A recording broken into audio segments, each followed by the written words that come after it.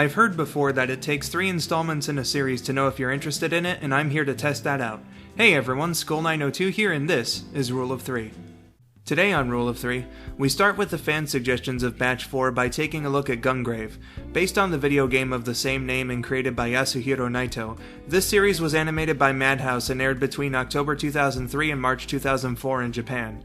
The English dub was done by Funimation and aired on G4 in the United States and Canada. Big thanks to Q the Struggler for the suggestion. And now the question. How is it after 3 episodes? Let's find out. The show has a good presentation with a gritty art style that makes good use of colors and fantastic animation, as well as the soundtrack, though the opening and closing themes sound oddly out of genre, but that's pretty common in anime anyway. The dialogue and voice acting I thought was good. I got a bit of an unintended chuckle from some of the lines due to Brandon being my first name, not to mention how he's a guy voiced by Kirk Thornton angsting over his dead friend named Maria, but obviously that's a me thing. As far as the story goes, I didn't really know what to make of it all after the first episode, which felt mixed, with some things such as Mika's backstory and motivation seeming rushed just to get it out of the way, others like Dr. Tokioka's presence not really getting enough time to establish itself, and Brandon and Harry getting the right amount of setup. The next two, however, told in flashback with a very mob/gang-based plot, I was really into and found myself appreciating the way the story was coming together.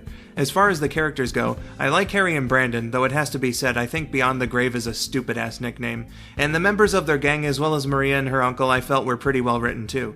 We don't really know as much about everybody else yet though, which is a bit weird after 3 episodes. As much as I liked episodes 2 and 3, I think it might have been a better idea to put those ones in later to establish the main cast a little more.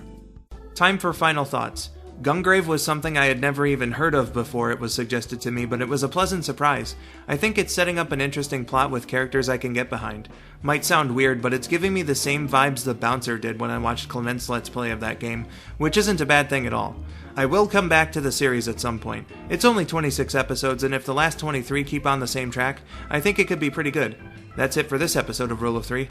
I have been Skull902, thank you for watching, and have yourselves a wonderful day.